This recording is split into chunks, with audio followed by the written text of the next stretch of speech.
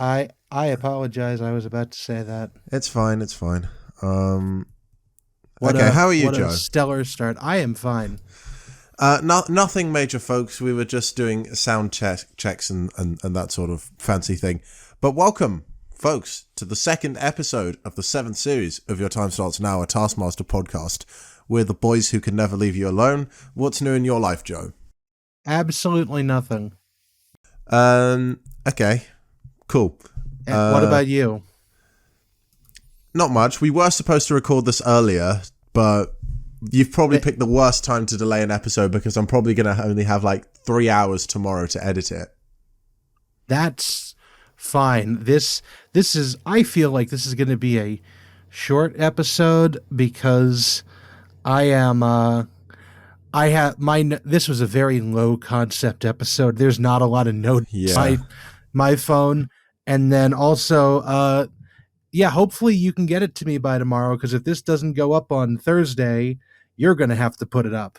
Because I think we can spare a day maybe or something, but I try to... I am going on a wedding out of the country, to a wedding out of the...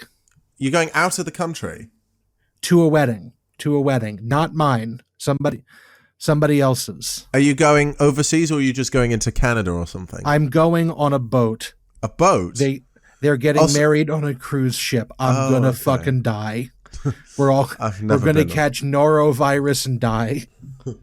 I've never been on a cruise ship. I've been on an icebreaker though, which is a lot more intimate around the Arctic Circle.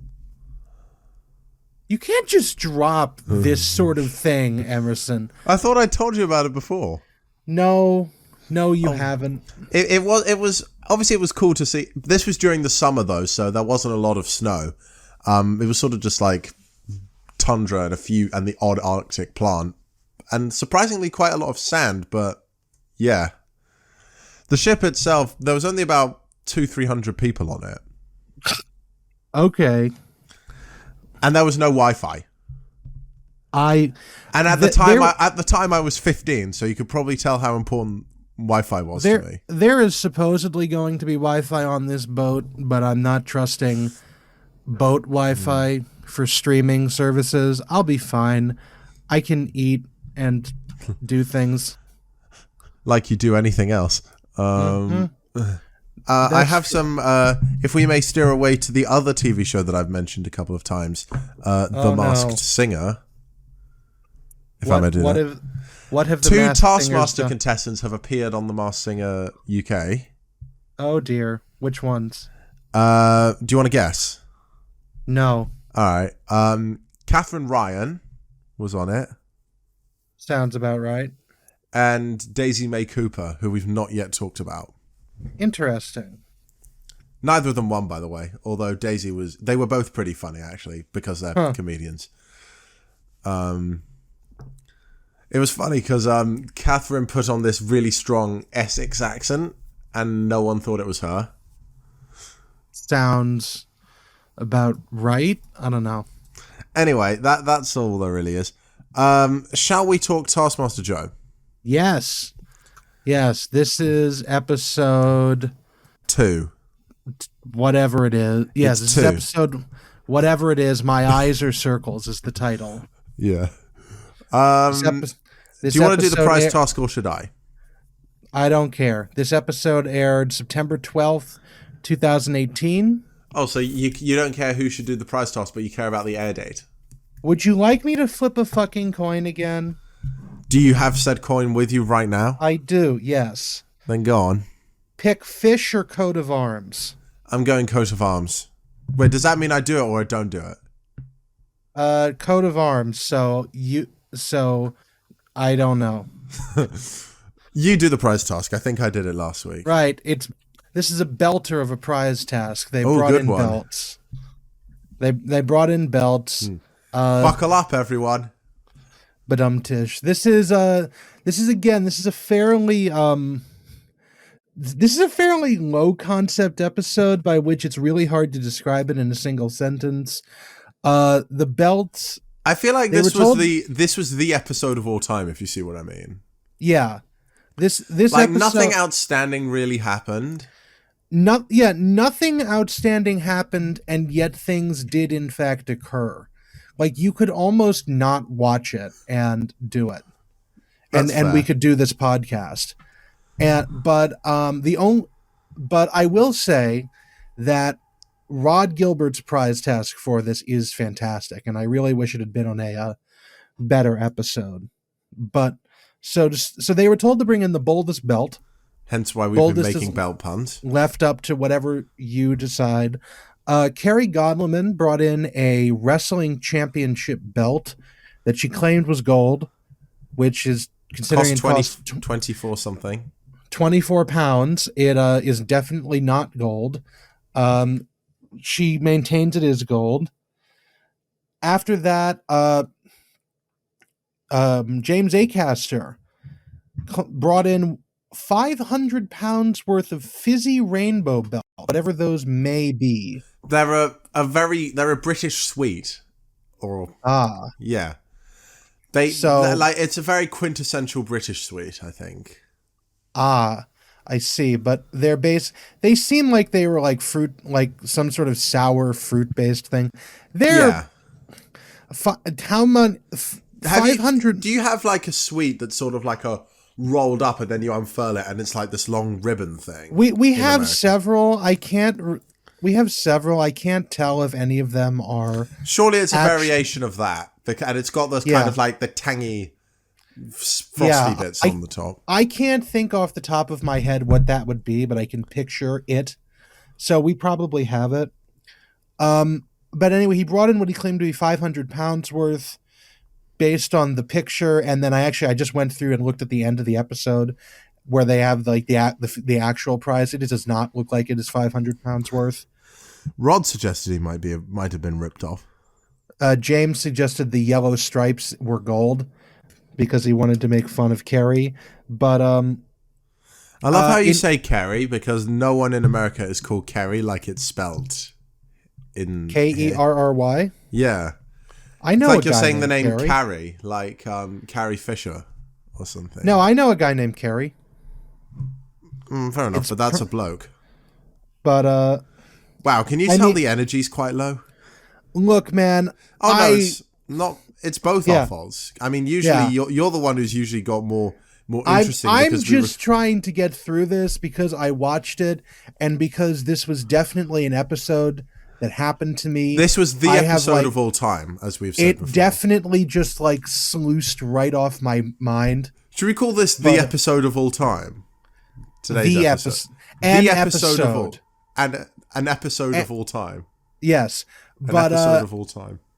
Yeah, but anyways, after we get Acaster, we got. Fuck, was it Jess Knappett who was next? Yeah, Jess was next. The one who Jess Knappett didn't technically bring a belt. Jess Knappett. Okay, so Jess Knappett brought in a seatbelt cushion, which is one of these things you put on if you're like too tired of the seatbelt digging into your shoulder, or if you're like a small child and you've got to like keep it lower so that you don't get strangled by the damn thing.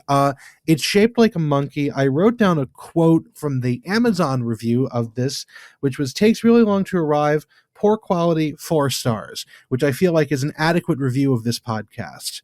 But following that, and it's seriously, it's is that could be a fun idea. We go and leave negative reviews of our own podcast.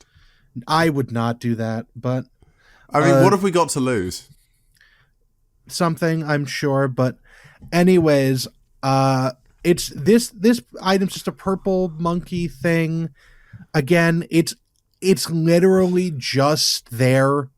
Most of this is there. And then Phil Wang comes in. Phil Wang and Rod Gilbert come in, having understood the task. Rod Gilbert has a goat's head, a real goat's head that has been like stuffed and mounted and put on a belt. Oh, I can't believe it took us this long to talk about this, but did you hear Rod Gilbert had cancer? No, I didn't. Is he... He's recovering from it, but wait, I think I did hear that. It's a bit unclear what the situation is. I think he's recovering. He definitely says the treatment has gone perfectly so far. Well, that's he seems to be in all right health currently, But stage 4 cancer he started. Oh yeah, I think he's he has cancer stage what I'm sure hopefully he's fine. Hopefully he's fine in not in like it's getting better and not worse ways. But if we shall not, see. that will be very sad. And I now have to talk about the fact that he brought in a goat's head on a belt in front of where his crotch would be. It's Is there a pun in there somewhere? Nope. It's just comedy whiplash, but it's a great belt. And then we have Philly Wang, who You love saying that, don't you? Understood the task in a very different yet still correct fashion, in which he had a belt custom made for the event. The belt is pink, has like a roaring lion's head belt buckle, and then has his name engraved on a tag that is hanging off of the buckle, and he knows it's bold because when he had it made, the man who was making it for him asked him, "Are you sure?" Actually, to quote him directly, when I asked for the combination, the guy said, "Are you sure?" And then just have a word of advice for people listening. If you are not listening to this podcast on 2 times the speed, what is wrong with you? Why are you listening to this podcast 2 times the speed? Do not listen to this on 2 times the speed. I listen to all my podcasts on 2 times the speed. Do not listen to anything that Emerson says about listening to anything. He is continuing to be objectively wrong about it. No, I'm not. Sure, you are. I don't understand why you do that to yourself, but I can't make you do that. I can't make you be correct. So there's that. And then, anyways, we get the points at this because honestly, although I do have to ask, what would you bring in, Emerson, for this? I only have 2 belts. I guess the trick would be to bring in something that's not a clothes belt. Maybe I'd bring in you know what I'd bring in? I'd bring in a running machine because a running machine has a conveyor belt on it. Okay, so I was asking you because I thought you were going to give the dirty answer that I thought was obvious. So I'm just going to have to say it: chastity belt. Okay. Because I wasn't thinking of that until I saw Phil Wang's thing, and I'm just like, wow, that really was because I thought when it first flashed on the screen, I was like, oh, okay, and then he started explaining, like, oh, it's not okay. But that was my answer, and I think maybe I tricked you into saying the dirty answer. So yeah. Well, I mean, I was thinking that beforehand, so you did not succeed. But anyways, do you have any objections to the scores? Or should we announce them? James got 1 for some reason. James got a well-deserved 1 point. Jess got 2. Carrie got 3. Phil got 4, and Rod got 5. And then actually, I don't even want to put the Taskmaster Joe theme here because I actually got virtually the same thing as Greg. Like I put it like we only play Taskmaster Joe if there are any major disagreements between you and Greg. Any disagreements at all, really. I gave Rod and Phil joint first, and then I gave Carrie second place, and there was no third. That was the only difference. Fair enough. I don't think that's worth it. No, I don't either. I'm excited to talk about this task because I actually came up with an answer or one of my own solutions to this one. So did I. Let's talk about the VT Task 1 first. So the task is write a 10-word story before you reach the finish line. You must be running while writing. Fastest across the finish line with the proper story wins. So I think it's a gap of about... I don't know. Do we know how far it is away from the finish line? If I had to guess, I'd say it was probably about 50 meters. It's at least a 20-ish second run away. Yeah, so that's probably about for the average. Well, they're not sprinting, so I guess 50 meters sounds about right. I'm not sure what that is in feet. It's probably 150 feet. That's about a 50-yard dash. I would say it's probably a lot closer, like maybe 164 feet is 50 meters. I'd say it's probably just 100 feet. 100 feet doesn't seem that bad. 30 meters. Yep, 100 feet is probably more plausible, to be honest. Anyway, Philip Wangleton, the crucial thing that Phil forgets is that there is already a paper and some paper and a pen by the start line. So he makes the story up in his head and then does this whole bullshit thing about how a story's really written because they can be passed oral down. tradition. I'm not going against it. I think Phil's not really presenting it in the most polished way possible. Also, my notes on this set for Phil just say, "Oh, Phil, ... because I wrote that when he walked up looking like the worst possible version of Bruce Lee, the bride from Kill Bill in the yellow and black striped jumpsuit. Well, people say he's a tribute to Bruce Lee. It is even worse than that. Should we just start a running gag where we compare Phil to yellow things? Like he looks like Homer Simpson, for example. Phil is a banana with a crotch bulge. He looks like a shit. And also, he looks like a shit Pikachu.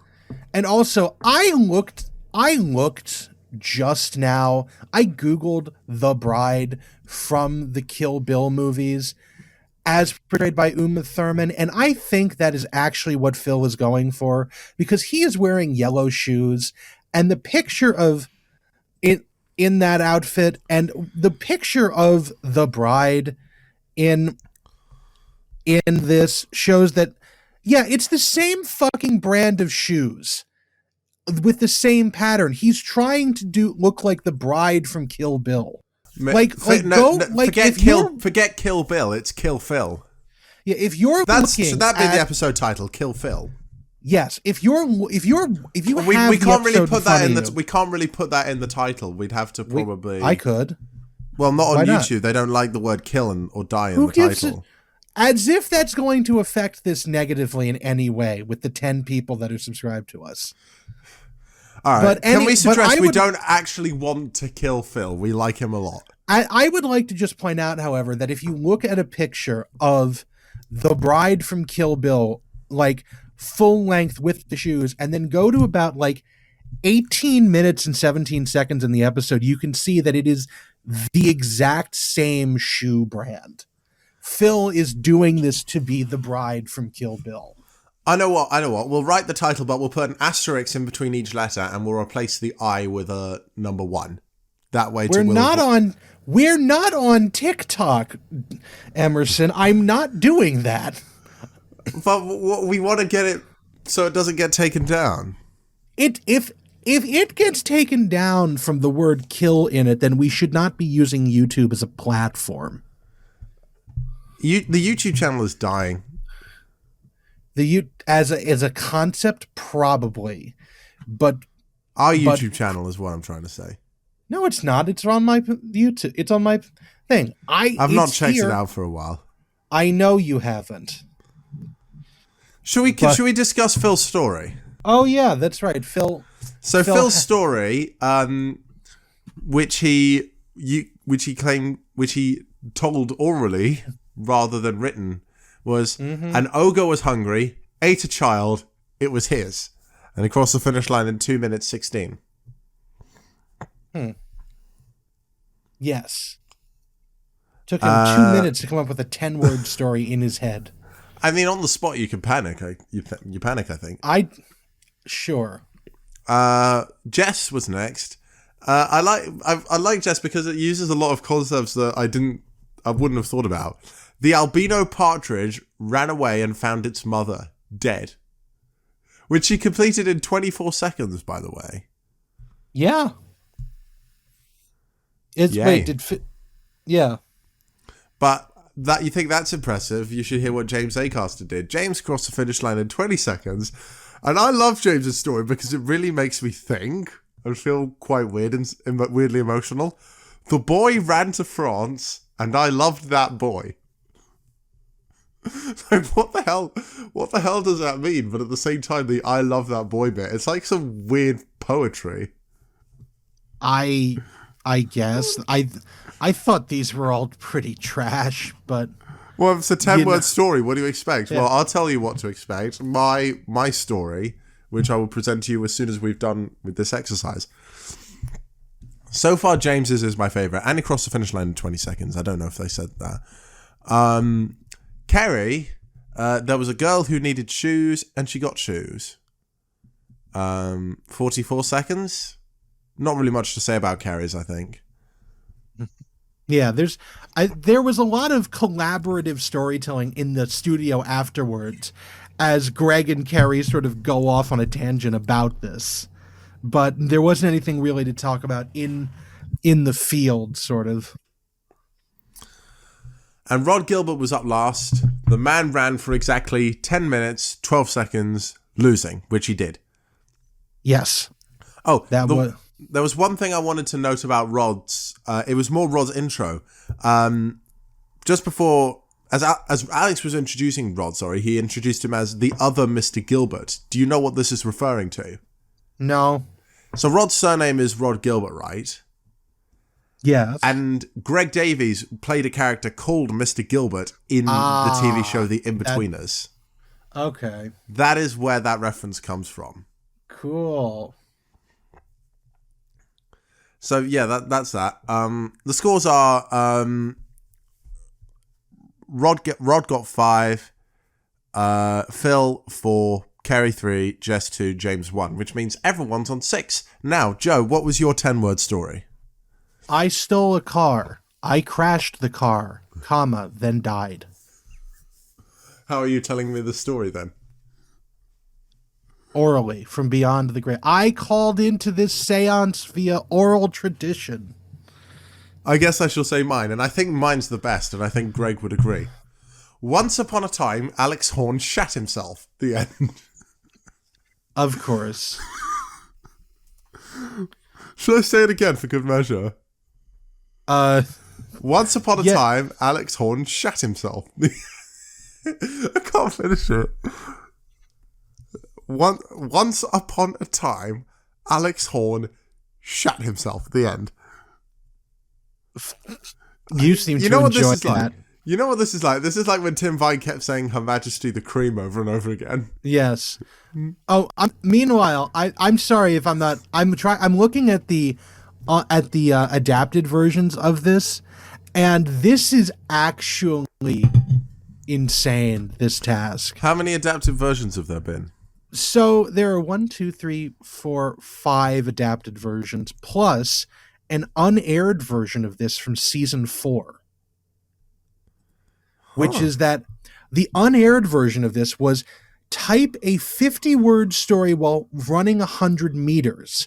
From the Taskmaster book, we asked the Series 4 contestants to run 100 meters, which is the full length of the meadow, which is the home field of Chesham United Football Club, with a surprisingly heavy old-fashioned typewriter strapped to their chest, with the instruction to type a 50-word story while sprinting in the middle of a fiercely cold winter. The task did not make it to air as it looked more like torture than tasking, and the typewriters refused to work properly because of the sub-zero temperatures. It apparently took Lolly Adefope 4 minutes 3 seconds to complete a 55-word story. I desperately want to see this. See, this is the thing that Taskmaster Supermax Plus should be used for. And it's not, but which is criminal. Well, I mean, Supermax Plus is already extremely overpriced for stuff which is you could probably find pirated pretty easily. And don't ever tell someone not to pirate it because people will do it anyway. It's one thing that just can't be escaped. Yeah. But anyway, so I think you've heard our stories. I think we can all agree that mine is much better. I disagree. I think mine is. Mine had the traditional story beginning and end. So did mine. No, I had Once Upon a Time, and I had The End in it. Mine had an end of the protagonist, but but anyways, just to close out this task and go on to the next one, the adapted versions of this task were on season 4 episode. Well, actually, this is one of the adapted versions because this was adapted from the season 4 task. So season 7, episode 2 of Taskmaster UK, season 4, episode 3 of Basti Test, where they also have to clear some hurdles that have been set up. That is mean. That is mean. They're very low hurdles, but they're there. Season 2, episode 6 of Surma Story, season 5, episode 6 of Stormmaster, season 1, episode 4 of Directus of Mira, and then season 1, episode 4 of Le Maître de Jeu, which is Quebecois Taskmaster. Which is currently, I think it just finished. It's going through its second season now. Is it? Yes. No. It's in its first season still. It hasn't aired its second season if there is one, but it's Quebecois Taskmaster. So it's Shall we move on? Yes. Paint a blindfolded still life, which is there's not a lot going the on first with this one. Again, extremely low concept in this thing because it sounds like you could make like it's there, and then there's just nothing that really happens. So the brief is, so this is the first team task of the season. And it's the first boys versus girls team task. It is the first Taskmaster exclusively UK boys history. versus girls one. Paint the best picture of this still life. The painter must remain blindfolded throughout. The other person or people may not move from their chairs and may only say the following words: banana, down, left, less, more, pick, right, up, whoops. You have 10 minutes. Your time starts now. Which, this is in the same pavilion gazebo thing that we've had a lot of tasks in before. Things of note: the girls hit it off immediately. The guys start immediately by discussing at length Phil Wang's genitals, because Phil's Wang, because that would be a fun episode title, Phil's Wang. Okay, because he is. How many titles have we gone through? We've gone about many. But, Kill Phil's Wang. No, that's that. No, actually, that might be good. But anyways, so we have a still life that has been covered by a box, and it's removed when the box is removed when the painter is blindfolded. But it's like, there's a watermelon in the center, banana, eggs, a rubber ducky, a coconut, a bowling pin, a pineapple, some flowers in a vase or a carafe or something, a potato in a mug, all standard Taskmaster fare. And so again, and I just want to point out, very little happens in this. The paintings suck, but that's because they're being done by a blindfolded person quickly. But I'd like to say that they had words they couldn't say. The only words they could say, but the immediacy in which everybody picked up that they could only say these words is absolutely hilarious, because you just have at one point, I don't know if you'll have time to put in a clip, but from this task, just everybody on both teams going like banana, left, banana, yeah, banana, more, pick. And then, or like, I don't think that warrants what's banana up, whoops. It's just hilarious because it sounds like they're like you're listening to a foreign language where like one word and you're just hearing it over and over again. It's hilarious. That's the best part of this. Meanwhile, we have some allegations of cheating because the girls, it's fuck, I don't even know who was painting. It was Jess was painting for the girls and James was painting for the boys. And so Carrie was telling Jess what to do, via banana for yes. But everybody chose banana for yes, which was funny. But that was a traditional method. And then Rod realized that he was sitting close enough to James, he could just grab James's hand and paint, and it wasn't on the card. So that they couldn't do that. So they did that, and it went well enough for them because they were able to add sufficient detail to stuff like the rubber duck that Greg actually found that better, and they won the task. They got 3 points each as opposed to 2 points, and of course the girls were very insisted upset. it was cheating. The girls were very upset, but tough shit. And then So the boys are all on 9 and the girls are on 8. Yeah, and this is actually one of the very few tests we get deeper into Taskmaster that isn't adapted into anything. There's a bunch of similar tasks, which are all the paint a horse while riding a horse tasks, but no actual similar tasks. I wonder when it'll show up in a future adapted series. Okay, VT Task 3. This one is quite odd to talk about, I think. I kind of like this one. It's I do like it, but it's quite difficult to write down. I mean, it's not that difficult, to be honest. Let me read it out. Predict what the person whose first name comes after yours alphabetically will do with one of the objects. Then do something with one of the objects, something yourself with one of the objects. You also get 5 points if the person whose name comes before yours alphabetically correctly predicts your action. I guess the best example I can give, if me, Joe, and Spelvin were to do this task, I would have to predict what Joe's going to do, and Joe would have to predict something Spelvin's going to do, and Spelvin would have to predict something I was going to do. Yeah, and then I would have to do something that Spelvin would then predict. Spelvin would do something you'd predict, and you'd do something I'd predict, I think. Yeah, and then just to point out, in the actual episode, it's a bit more difficult to work that out when there's 5 people, when there's literally only 4 of us. Literally, it's like you do one thing, you predict what one person one thing, and the other person must guess it. Well, they do have it in the episode that everybody has a task with someone else's name on it.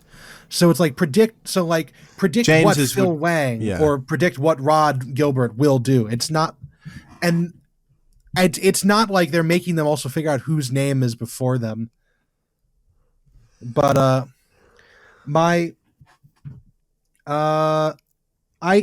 have any notes on this? Because I just have Jess's quotes. air horn sound, which I think we might have to soundbite.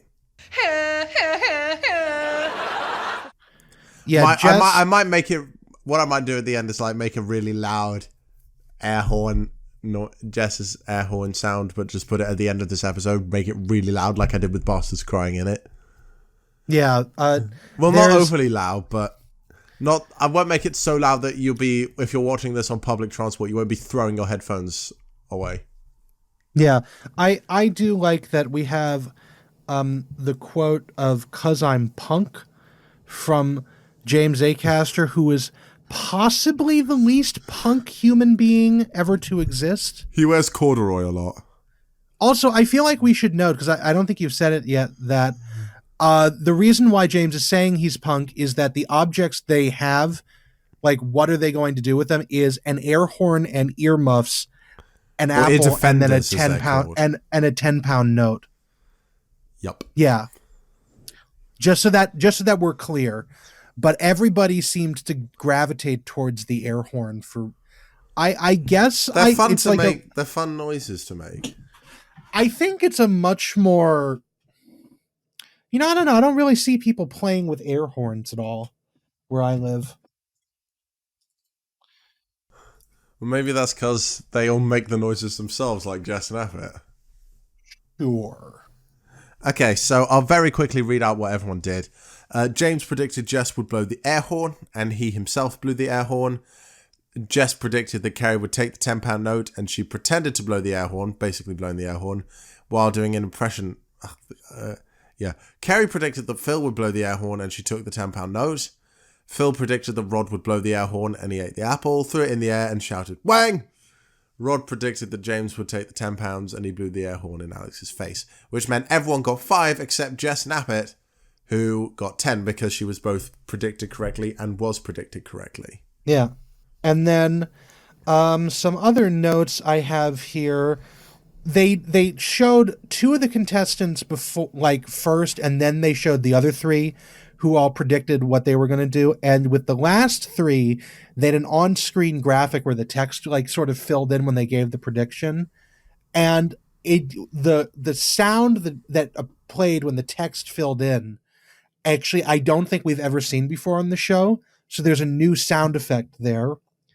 And then also, I like Rod Gilbert trying to figure out what's going on in Phil Wang's head. I don't think he succeeded, even if he. Even we are clutching at straws, ladies and gentlemen.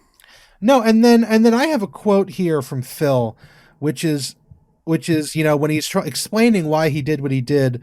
Quote, "Naughty boy's got to eat and say Wang. I don't see why everyone's looking at me like I'm the weird one here." All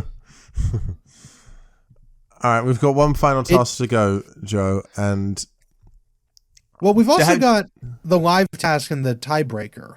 Well, yeah, one more VT, whatever. Yeah. Just you talk about this. And yes, as you can see, the energy levels are going down. Just before we do that, there are a pair of adapted tasks for this, which is that on Conga Befaller Season 2, Episode 5, the contestants are presented only with an apple, which makes it a little easier to predict what everyone else is going to do. And the Stormester Christmas Special, is this the Christmas special that never happened? No, so this is Stormester. Oh, Stormester. Conga Befaller's Christmas special. I get the except for Basti Test, I get the Scandinavian ones mixed up. And they are presented with a Christmas hat, a marzipan pigs, and some jingle bells. And then so that is what they had. Then we move on to the next task, which is draw the biggest and best circle. Biggest and best circle wins. Your circle must be completed in one single sweep. You have 10 minutes. Your time starts now. This is probably the best task of the episode. If the episode were to have a high point, it's this, because we have everything in this. We have actually, we have a couple things. Like, this is the first, I know we probably noticed it in the last episode, but I didn't, which is we have the art this year of Greg on the wall, and it's like a Dali-esque painting, or maybe Picasso. I always get European Impressionists mixed up, but that's the style on the back wall. And then we actually have people doing it right, people doing it wrong, and then James Acaster. So this is also where we get the title drop of the episode from. Yes, and we get probably the best line in the episode, which is not that one. Yeah, it's not the title. Yeah, that's not the episode. So I'll leave you to mention that then. So we start with Jess Knappett and Philly Wang. It's always sunny in Philly Wang. It's always sunny in Philly Wangadelphia. But anyways, they both went outside and made a compass, which in this point, compass is a drawing tool that lets you draw a proper circle. Compass from string. I've used compasses and they're not easy to use. They're not. We have metal one. I remember I've used some metal ones once or twice. They're okay. Anyways, Jess used string to make her compass with bricks weighing it down and then do a piece of chalk. The problem was that the string got out, and so her circle has a straight line in it and sort of is like misshapen and lumpy. This is better, however, than Phil, because Phil used a yellow highlighter on brick. And so my notes say Knappett's circle goes wrong. Phil lost his. So Phil did his in yellow highlighter. Yes. So it barely even got down. Then I would like to note something very interesting, which is that as Jess is explaining what she was doing in the studio segment at 32 minutes and 30 seconds in the YouTube video, there is a video rendering error, we get like an actual honest to God video error in the episode. Like just the screen glitches for a second. But I can't remember. I don't know if that's just a YouTube thing or it's a thing that happened with the episode in general. Probably when they exported it to YouTube, they rendered it out into like whatever format YouTube accepts. Because there have been quite some hefty changes between the YouTube videos and the episodes. Like, oh no! In the past, audio's been distorted because of copyright reasons. For example. Yeah, but no, this was quite a noticeable glitch. But then we get James Acaster, who fundamentally misunderstood the task, and so his biggest and best circle was he was going to ride a bike in circles while hula hooping around his neck. This did not succeed, and then he crashed. But when he crashed the bicycle, he did so onto the paved compass, as in like the directional thing that's outside the house. And he was like, I crashed onto a circle, and my bicycle has circular tires, and the hula hoop's a circle. He broke down at that point. He just did not know what and the then hell to do. Alex tells him, no, you're supposed to draw a circle, and you can see him go like, oh, but he tries to salvage it. Greg is, of course, very peeved. You know, there's a back and forth and explain yourself, that sort of thing. And then we get the title drop when Greg's like, do you have anything else to say for yourself? And he goes very hopefully, my eyes are circles, which is really funny because they focus in on his face and his eyelids are like half shut, and so his eyes are about as circular as Jess's circle. I mean, he was probably talking about his irises. I know what he meant. It's just really funny. And then up next we've got Rod and Kerry. Rod.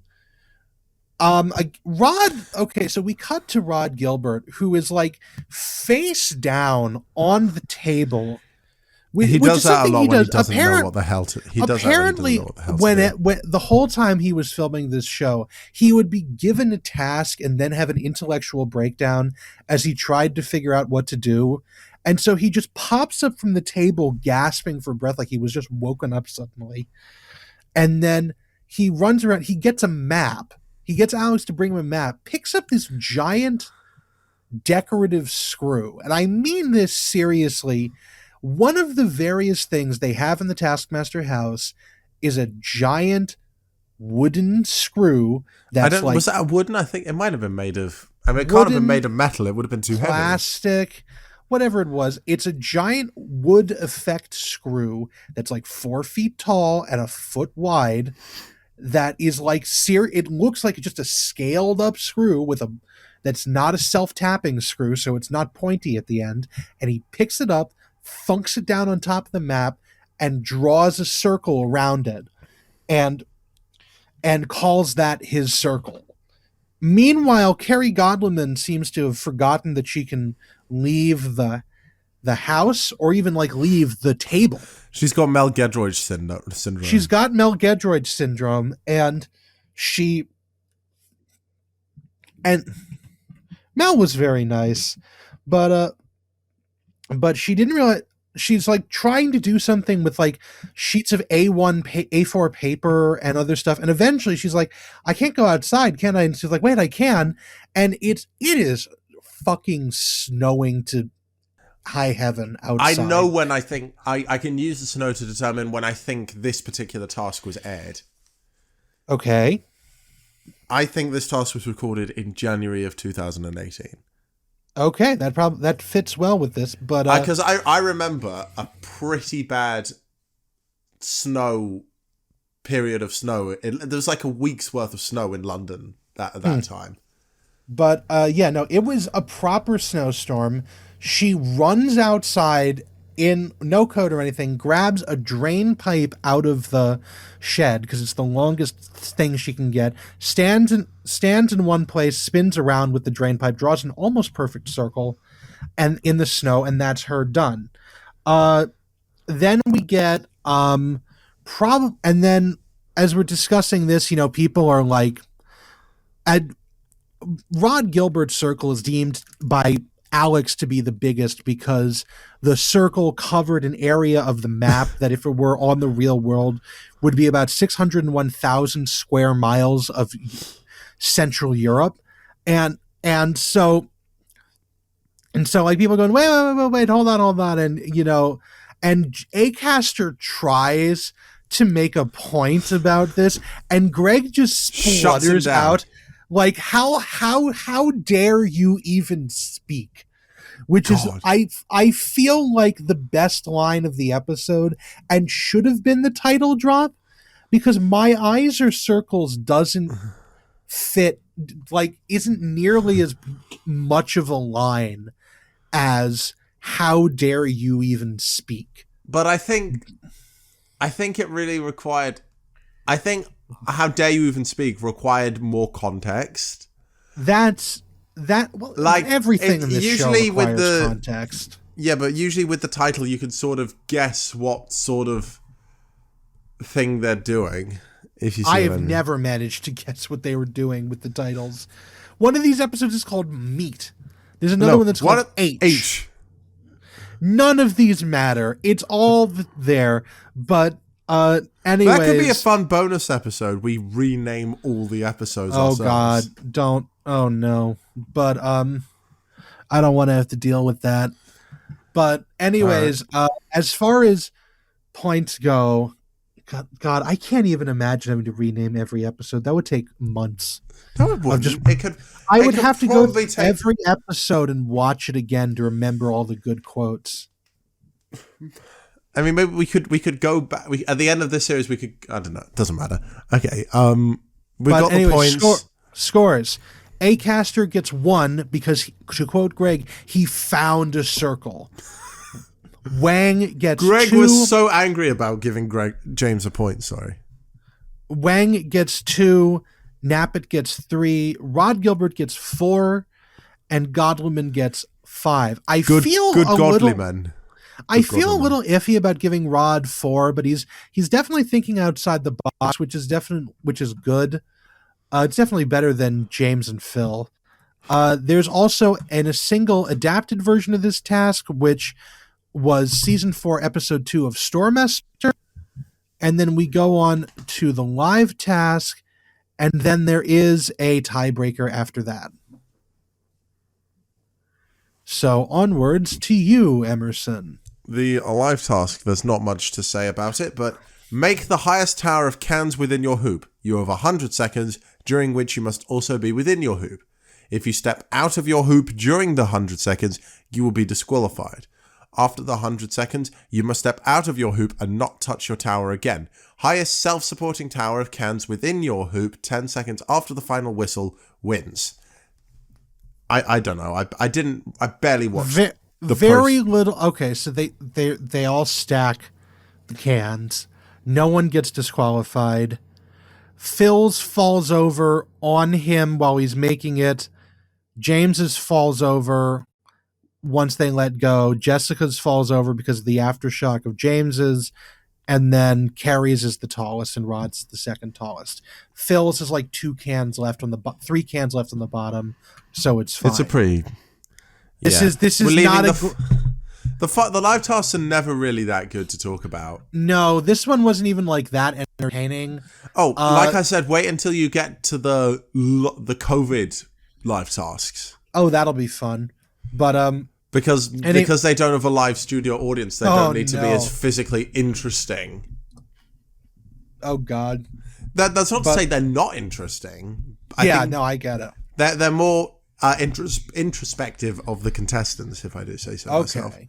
And then before we go on, there is also 2 adapted versions of this task. Season 3, episode 7 of Stormester, and season 1, episode 7 of Les Maîtres des Jeux. This could be our shortest episode ever. No, it's not. We're almost at an hour, and then we've got 10 minutes left. Yeah, we still have done shorter ones, but the next one was our shortest main episode. But yeah, this one was a really dumb tiebreaker, and I'm actually surprised. They didn't want to put any effort into this one. I'm so surprised that they didn't have anything else pre-recorded to use as a tiebreaker. But this was a thing between Carrie and Jess. And what number does Alex have written on his left forearm? Closest wins. And Alex had 51 written on his forearm. I don't know if they knew that going in, or if they this is after a break so that they could prep for this. But Jess guessed 1666 and Carrie guessed 7. And consider that Alex had 51 written on his forearm, Carrie won. And this is... But he didn't have 51 on his arm.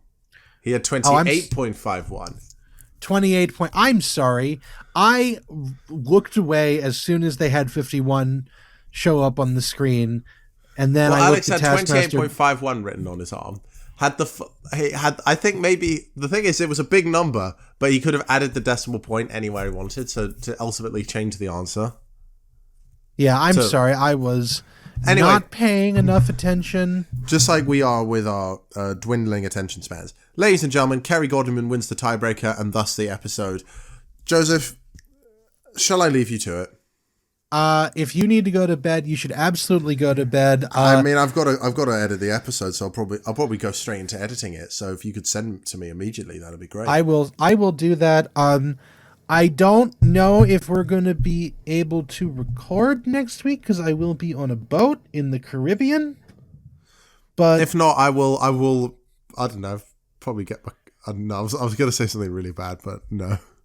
I mean, I was going to say I was going to get my cock out, but this isn't a podcast, and no one would really know.